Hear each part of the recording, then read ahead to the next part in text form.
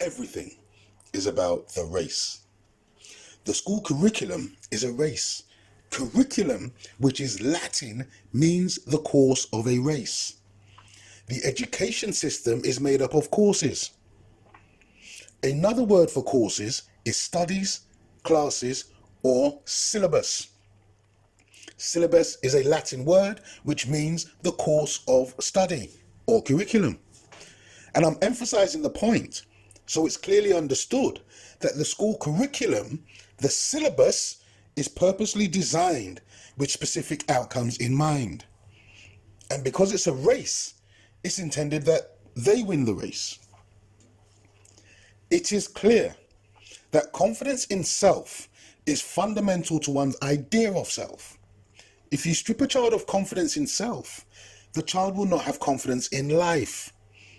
If a child is told he's too stupid to learn and then gets marked down in homework, eventually the child will believe it and lose all confidence in self. And this is exactly what happens to the male youths in particular. Another important aspect to know is this. Our parents' generation never had education. There was no statewide education system in the Caribbean until the 1950s. And our parents were taught to look up to and respect what those in authority said. And those in authority were the same people who were oppressing them. So, for the first generation born here, when they were at school and were labelled as disruptive, ill-disciplined, disrespectful, and were suspended for foolishness, our parents took the word of the teachers above that of the child.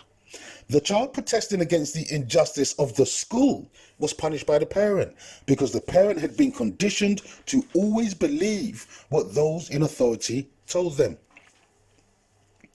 So in those scenarios, that creates a deeper psychological impact on the child because he was victimized at the school and his parents punished him again because of what the school said he did. And the unfairness and injustice of it will naturally cause the child to have anger and resentment towards the teacher and the school. And this is why, in my humble opinion, it is very important that you explain to your child what he will experience under the education system, because the same policy of labeling the youth is occurring to this day. Youths are being accused of being disrespectful, of being disruptive, of not following instructions, or because they don't have the right hairstyle, they're being suspended from school. The second important point is that it is a race. Everything is about the race. And if you know that it is a race, then you will look at the situation differently. The school courses are not designed for we. It is designed to instill confidence and self-belief and notions of supremacy in one group and destroy confidence, destroy self-belief, and instill notions of inferiority in the other group. That's its goal. That's its purpose. So knowing that, because it's a fact, means one must apply wisdom to the situation. Because it makes little to no sense to have one's child in his formative years being educated in a system when the curriculum is designed to break him, where the syllabus is to belittle us, when the policy is to undermine we. To me, it makes no sense to put our youth through the psychological violence. African wisdom says, when you see the problem, look for the solution. If the child is happy at school, is motivated, full of confidence and self-belief, there's no problem. But if your child is unhappy, unmotivated, lacking in confidence and self-belief, then there's a problem. If your teenage son in particular is already disconnected from the school institution, Wouldn't it be better to remove him from the institution and allow him to pursue something he has an interest in, something he is gifted in, something that will make him happy, something that will restore his confidence and self-belief? Wouldn't that be better? There is no law which says a child has to go to school. There is no law that stops you from pulling your child out of the institution and either educating them yourself or entrusting another who has his interest at heart to educate and motivate. There are mans and womans all over our community doing good work with the youths. There are mans with trade skills, the plumbers, the electricians, the carpenters, the painters and decorators. And these are all great professions.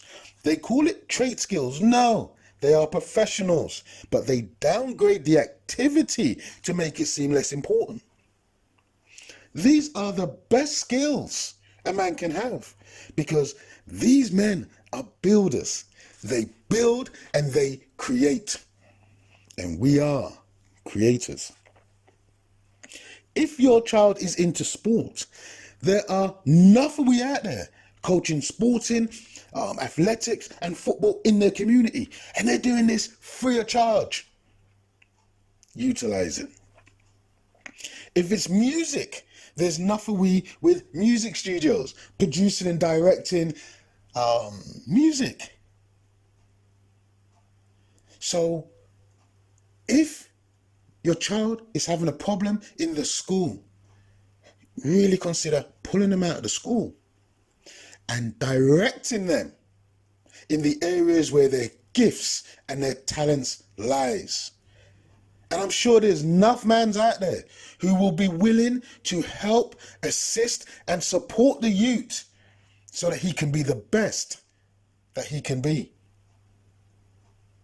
If your child is being oppressed, get them into an activity where they can be their best.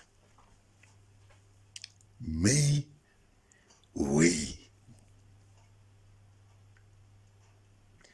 Thank you for watching. Please share and subscribe. More videos coming soon.